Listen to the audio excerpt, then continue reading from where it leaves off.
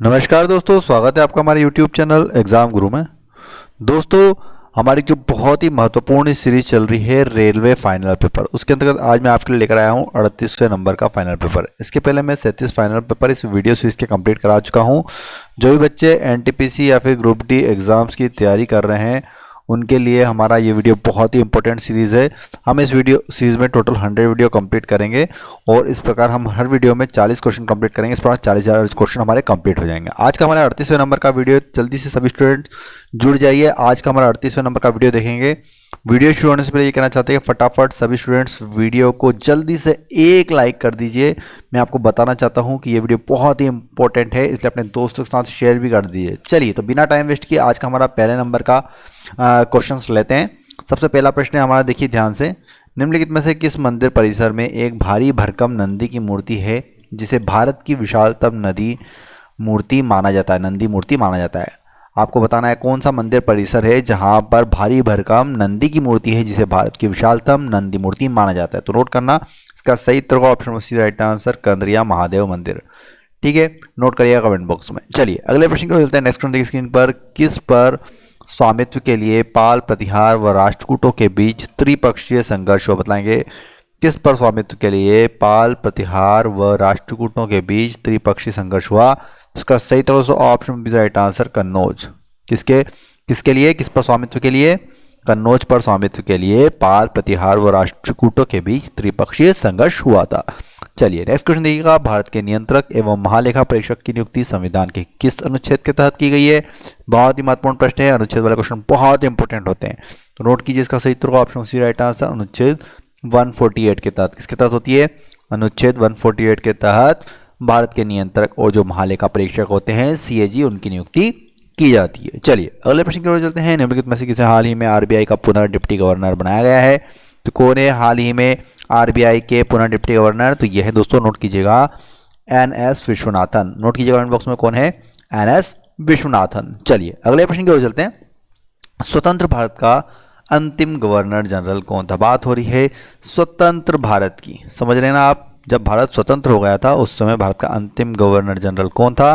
तो नोट कीजिए, option number right answer C Rajagopalachari, जो कि स्वतंत्र भारत के अंतिम गवर्नर जनरल थे। ये क्वेश्चन 2016 के एनटीपीसी के एग्जाम में पूछा भी गया था।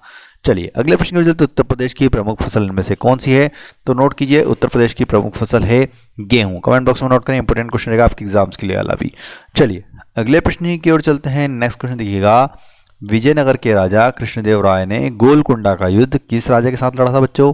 तो नोट करना, जो विजयनगर के राजा थे कृष्णदेव, उन्होंने गोलकुंडा का युद्ध था वो लड़ा था कुली कुतुब शाह के साथ। किसके साथ लड़ा था? कुली कुतुब शाह। ऑप्शन नंबर इस क्वेश्चन का बिल्कुल सही उत्तर हो जाएगा।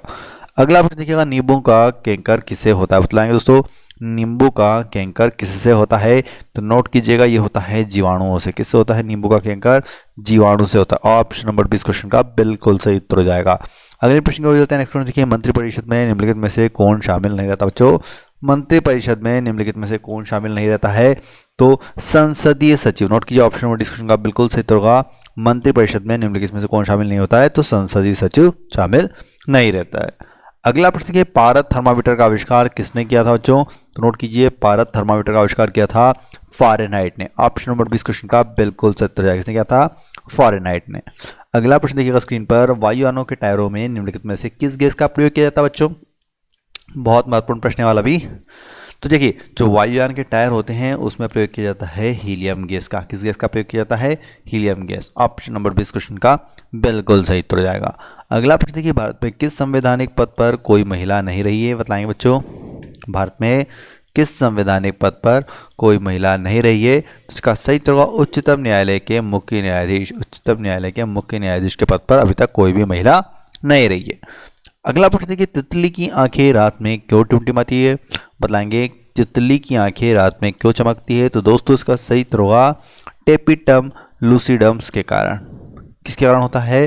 टेपिटम लूसिडम्स के कारण तितलियों की आंखें रात में चमकती है। आपने सुना होगा, ये बर्ड बहुत अभी कुछ समय पहले, 2 से 3 महीने पहले बहुत न्यूज़ में भी रहा था। अब मैं इस पे ज़्यादा डिस्कस नहीं करना चाहता हूँ, सभी को पता है। चलिए अगले प्रश्न की ओर चलते हैं। पोटवार पठार निम्नलिखित में से किस देश में स्थित है, बताएंगे। पोटवार पठार निम्नलिखित में से किस देश में स्थित है, तो इसका सही उत्तर दोस्तों option number D right answer, Pakistan. कहाँ पर स्थित है, पाकिस्तान में स्थित है। चलिए नेक्स्ट क्वेश्चन देखिएगा। किस प्रधानमंत्री द्वारा प्रस्तुत विश्वास प्रस्ताव पर अब तक की सबसे लंबी बहस लोकसभा में चली, बताएंगे बच्चों। किस प्रधानमंत्री द्वारा प्रस्तुत विश्वास प्रस्ताव पर अब तक की सबसे लंबी बहस लोकसभा में चली है, तो ये प्रस्तुत करा था अटल बिहारी वाजपेयी ने। कौन थे वो प्रधानमंत्री, अटल बिहारी वाजपेयी ने, जो विश्वास प्रस्ताव पर अब तक की सबसे लंबी बहस लोकसभा में चली थी। नेक्स्ट क्वेश्चन देखिएगा। निम्नलिखित में से कोई इलेक्ट्रॉनिक विन्यास संभव नहीं है, कौन सा आपको बताना है इलेक्ट्रॉनिक विन्यास संभव नहीं है।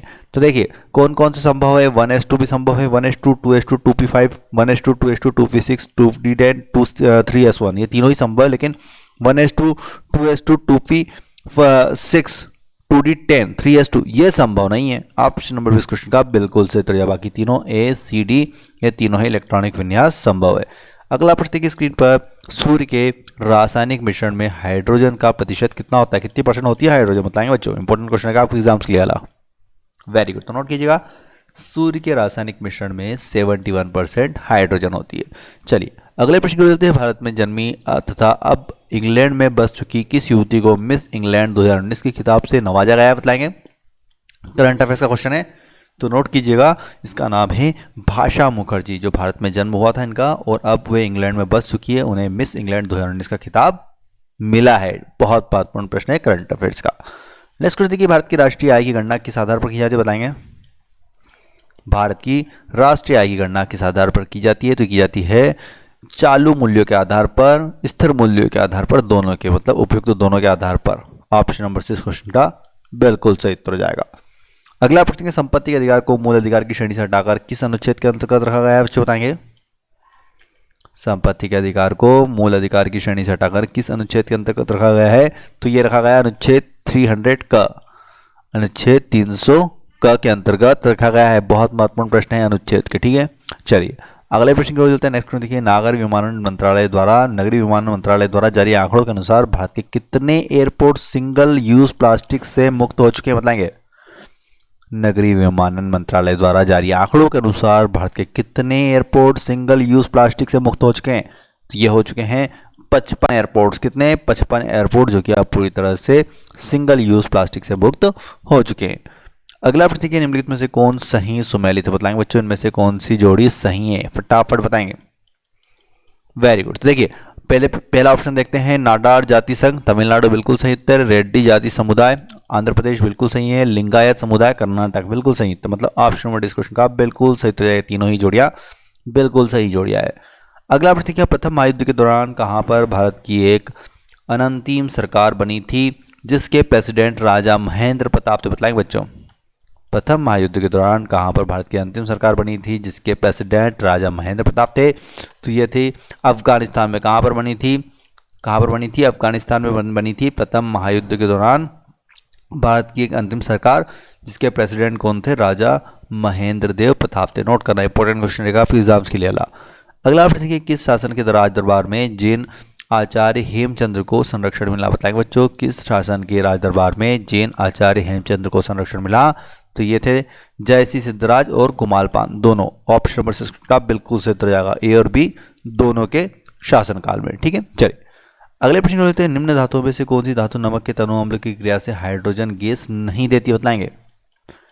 निम्न धातुओं में से कौन सी धातु नमक के तनु अम्ल की क्रिया से हाइड्रोजन गैस नहीं देती है, तो ये नहीं देती है Cu। कौन सी गैस होती है, Cu गैस, Cu धातु होती है जो कि नमक के तनु अम्ल की क्रिया से हाइड्रोजन गैस नहीं देती है। जबकि L iron zinc, aluminium iron zinc, ये तीनों ही बिल्कुल आपको, अगर आप धातु के नमक इन धातुओं को नमक के तनु अम्ल से क्रिया करवाते हैं तो ये हाइड्रोजन गैस देती है। चलिए अगले प्रश्न को चलते हैं। प्रसिद्ध संगीतज्ञ तानसेन का मकबरा कहाँ पर स्थित है, तो नोट कीजिएगा ये स्थित है ग्वालियर में। सिंपल क्वेश्चन रहेगा आपके एग्जाम्स के लिए, कहाँ पर स्थित है, तानसेन का मकबरा ग्वालियर में स्थित है। अगला प्रश्न की तड़ित झंझा एवं मूसलाधार वर्षा किस में की महत्वपूर्ण विशेषता होते हैं। तड़ित झंझा एवं मूसलाधार वर्षा किसमें की महत्वपूर्ण विशेषता होते हैं, तो ये होते हैं कपासी वर्षा में की। इसकी होते हैं कपासी वर्षा मेघ। नेक्स्ट क्वेश्चन ये हिमालय के सर्वोच्च शिखर माउंट एवरेस्ट की ऊंचाई कितनी है? तो नोट कीजिए हिमालय का जो सर्वोच्च शिखर माउंट एवरेस्ट है उसकी ऊंचाई है 8,848 metre, 8848 metre. Very important question. चलिए अगले प्रश्न की ओर चलते हैं। निम्नलिखित में से किस प्राकृतिक प्रदेश में सबसे कम तापांतर पाया जाता है? तो नोट करना ये पाया जाता है विषुवतीय प्रदेशों में सबसे कम तापांतर पाया जाता है। प्राकृतिक प्रदेश ऐसे होते हैं विषुवतीय प्रदेश जहाँ पर सबसे कम तापांतर पाया जाता है। नेक्स्ट क्वेश्चन देखिए, माई एक्सपेरिमेंट विद ट्रूथ के रचनाकार कौन है? बहुत इंपॉर्टेंट क्वेश्चन है, बहुत सिंपल भी है, सबको पता होना, जिसका आंसर कमेंट बॉक्स में फटाफट आंसर दे। तो नोट कीजिएगा महात्मा गांधी, जो कि माई एक्सपेरिमेंट विद ट्रूथ के रचनाकार है, मतलब सत्य के प्रयोग। ठीक है, चलिए नेक्स्ट क्वेश्चन है, यूक्रेन का मुख्य कृषि उत्पाद इनमें से कौन सा? बताएंगे यूक्रेन का मुख्य कृषि उत्पाद इनमें से कौन सा है? तो ये है गेहूं। नोट करना, यूक्रेन का मुख्य कृषि उत्पाद है गेहूं। नेक्स्ट क्वेश्चन देखिए, नियाग्रा जलप्रपात किसकी सीमा पर स्थित है? बताएंगे नियाग्रा जलप्रपात इनमें से किसकी सीमा पर स्थित है? तो नोट कीजिएगा यह है यूएसए एवं कनाडा की सीमा पर। नियाग्रा जलप्रपात यूएसए एवं कनाडा की सीमा पर स्थित है। अगला प्रश्न देखिए, किस देश ने मणिपुर में द्वितीय विश्व युद्ध की स्मृति पर शांति संग्रहालय उपहार स्वरूप प्रदान किया? बताएंगे बच्चों, किस देश ने मणिपुर में द्वितीय विश्व युद्ध की स्मृति पर शांति संग्रहालय उपहार स्वरूप प्रदान किया है? तो ये है दोस्तों option number D right answer, Japan देश। कौन सा देश है? जापान देश है, जिसने मणिपुर के द्वितीय विश्व युद्ध की स्मृति पर शांति संग्रहालय उपहार स्वरूप प्रदान किया है। अगला प्रश्न है, किस वंश के शासकों ने ब्राह्मणों एवं बौद्ध भिक्षुओं को करमुक्त भूमि या फिर गांव देने की प्रथा आरंभ की? बताएंगे कौन से वंश के शासक थे जिन्होंने ब्राह्मणों और बौद्ध भिक्षुओं को करमुक्त भूमि या फिर गांव देने की प्रथा आरंभ की? तो ये थे सातवाहन वंश के शासक। कौन थे? सातवाहन वंश के शासक। ऑप्शन नंबर इस क्वेश्चन का बिल्कुल सही उत्तर हो जाएगा। नेक्स्ट क्वेश्चन देखा, श्वेत प्रकाश जब प्रिज्म से होकर गुजरता है तो वर्ण क्रम विचलित होता है, वह है? बताएंगे श्वेत प्रकाश जब प्रिज्म से होकर गुजरता है तो जो वर्ण कम विचलित होता है, आपको बताना है वो रंग बताना है जो कम विचलित होता है वो कौन सा होता है?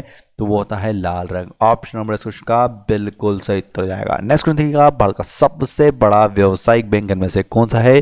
तो नोट कीजिए भारत का सबसे बड़ा व्यावसायिक बैंक है स्टेट बैंक ऑफ इंडिया, भारतीय स्टेट बैंक।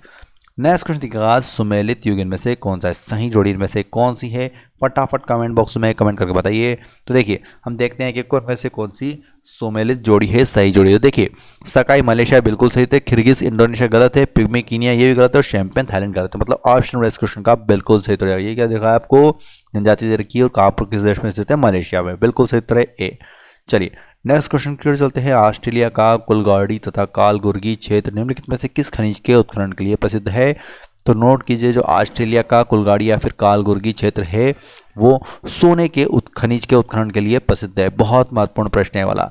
तो दोस्तों आज मैंने आपको 38 नंबर का final paper, railway final paper NTPC group D के लिए कंप्लीट करा दिया है। अगर आपको वीडियो पसंद आए तो लाइक जरूर कीजिए, अपने दोस्त के साथ शेयर करना बिल्कुल भी ना भूलिए, और जो नए बच्चे हैं सब्सक्राइब करके बेल आइकन दबाइए और ऑल नोटिफिकेशन एक्टिवेट कर लीजिए, जिससे आपको नोटिफिकेशन मिलती रहेगी। धन्यवाद। जय हिंद, जय भारत।